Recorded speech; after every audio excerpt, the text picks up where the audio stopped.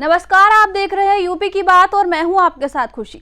उत्तर प्रदेश के हापुड़ जिले में मुख्यमंत्री सामूहिक विवाह योजना के तहत आयोजित होने वाला एक बड़ा कार्यक्रम अव्यवस्था के कारण रद्द कर दिया गया। रामलीला मैदान में 517 जोड़ों का विवाह संपन्न कराया जाना था, लेकिन घटिया तैयारियों और अनियमितताओं के चलते जिलाधिकारी ने कार्यक्रम निरस्त कर दिया। इतना ही नहीं, संबंधित फर्म को ब्लैकलिस्ट करने की कार्रवाई भी शुरू कर दी गई। क्या है पूरा मामला, देखिए हमारी ये रिपोर्ट। हापुड़ में समाज कल्याण विभाग की ओर से मुख्यमंत्री सामूहिक विवाह योजना के अंतर्गत 517 जोड़ों का विवाह समारोह आयोजित किया जाना था। इस कार्यक्रम पर करीब 75 लाख रुपए खर्च होने थे और इसके लिए नगर के रामलीला मैदान को चुना गया था। मंगलवार को होने वाले इस सामूहिक विवाह कार्यक्रम के लिए पंडाल और बाकी तैयारियां की गई थी, लेकिन निरीक्षण के दौरान भारी लापरवाही सामने आई। आरोप है कि पंडाल में फटे और गंदे कपड़ों का इस्तेमाल किया गया था। वहीं खाने की गुणवत्ता भी बेहद खराब पाई गई।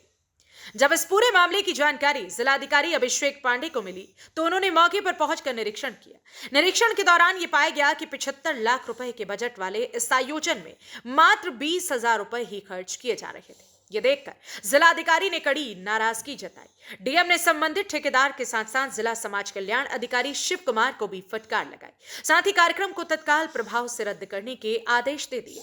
प्रशासन ने संबंधित फर्म को ब्लैकलिस्ट करने की प्रक्रिया भी शुरू कर दी है। जिलाधिकारी का कहना है कि कुछ दिनों बाद दोबारा बेहतर व्यवस्था के साथ सामूहिक विवाह कार्यक्रम आयोजित कराया जाएगा और किसी भी लाभार्थी को परेशान नहीं होने दिया जाएगा। नई तिथि जल्द ही घोषित की जाएगी और किसी दूसरी कंपनी को ठेका दिया जाएगा। जैसा कि आपको मालूम है, ये शासन की महत्वाकांक्षी योजना है और इस योजना के माध्यम से जो वर वधू हैं उनके खाते में, वधू के खाते में धनराशि दी जाती है। पूरे कार्यक्रम का आयोजन कराया जाता है और इसके अलावा उपहार के रूप में भी प्रदेश सरकार की तरफ से नवदंपति को वैवाहिक जीवन शुरू करने के लिए उपहार दिया जाता है।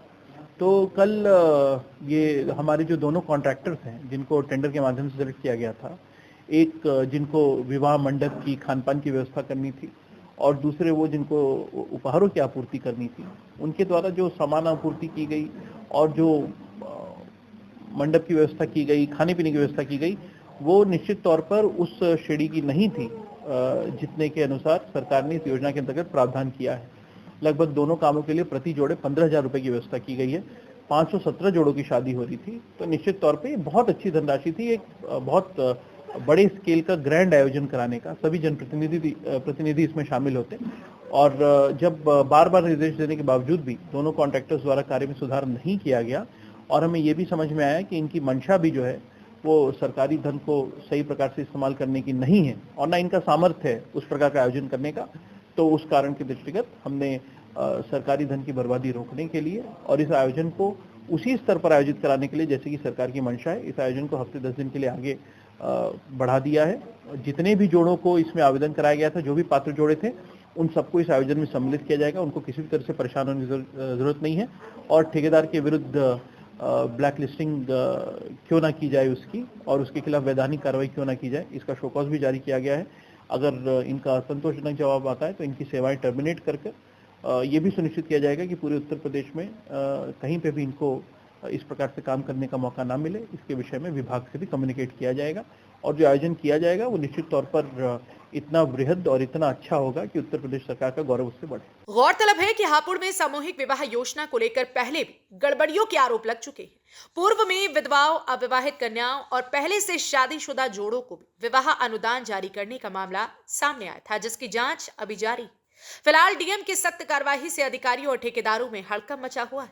अब देखना होगा कि दोबारा होने वाला आयोजन कितनी पारदर्शिता और व्यवस्था के साथ संपन्न कराया जाता है।